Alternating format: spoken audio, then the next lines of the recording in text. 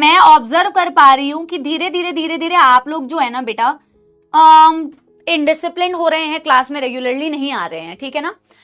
अगर आप discipline follow कर रहे हैं, मेंटेन कर रहे हैं, रेगुलरली क्लास में आ रहे हैं तो बेटा कोई बात नहीं है, ठीक है ना।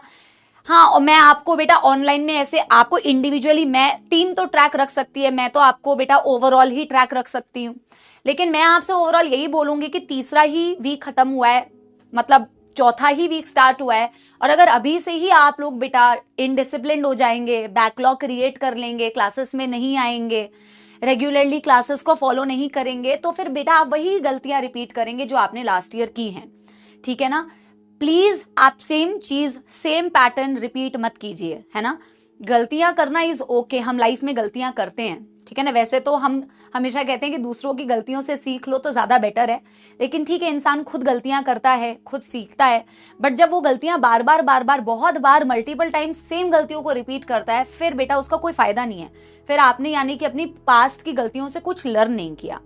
So please don't repeat those mistakes, be very consistent. आप अगर मेहनत करेंगे, हार्डवर्क करेंगे, कंसिस्टेंट रहेंगे, डिसिप्लिन रहेंगे, तो ही आप सिलेक्ट हो पाएंगे बेटा, वरना इवेंचुअली साल के एंड में आपके साथ वही सेम पैटर्न रिपीट होगा, बैकलॉग का सेम पैटर्न रिपीट होगा कि रिवीजन नहीं हो पा रहा है, सेम पैटर्न रिपीट होगा कि स्ट्रेस हो रहा है। So you don't have to do that, okay. Be consistent, किसी से कुछ भी मतलब नहीं है बेटा, अपने से मतलब है। आपकी दिन की 3 क्लासेस होती है, रेगुलरली अटेंड करनी है, आई एम सेइंग रेगुलरली, ठीक है। चलिए, नो बैकलॉग, रेगुलर है, बहुत अच्छी बात है। मैं तो बोल रही हूँ ना बेटा, आपको अपने आप से ईमानदार होना है, be honest with your self, आप अपने आप से ईमानदार होइए, ठीक है ना, आपको वो रिजल्ट में भी दिखेगा अपने।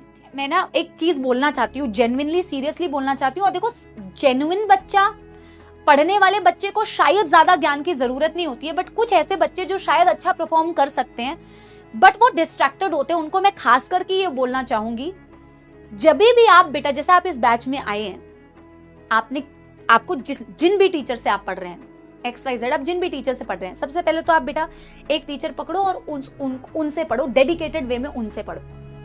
आप ज्ञान लेने के लिए आओ, ज्ञान देने की उम्र आपकी अभी नहीं है बेटा। मैं देखती हूं अधिकतर बच्चे through out the session doubt में होते हैं, एक डाउट क्रिएटेड माइंड या डाउट में रहने वाला माइंड इफेक्टिव पढ़ाई नहीं कर सकता, वो through out the session doubt में ही रहता है। क्या ये सफिशिएंट है? क्या हम ये करें? क्या आप 10 क्वेश्चन कराओ? क्या आप 20 क्वेश्चन कराओ? क्या आप डेली क्वेश्चन कराओ? क्या आप पोल कराओगे? क्या आप लास्ट में क्वेश्चन कराओगे? Etcetera etcetera. टीचर आपको हर चीज बैच में जो आपके लिए रिक्वायर्ड है वो कराएगा, ठीक है ना। आपके मन में एक ही चीज होनी चाहिए, वो है ट्रस्ट।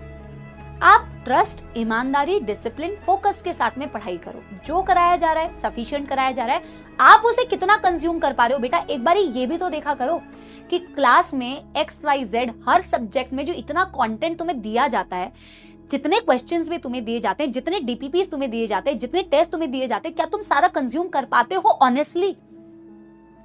उतना तो पहले बेटा टारगेट रखो कि मैं क्लास का कंटेंट 100% कंज्यूम कर पाऊं। वो कंज्यूम नहीं हो पाता है, और बाकी XYZ 100 चीजों की डिमांड रहती है। ऐसा नहीं होना चाहिए बेटा।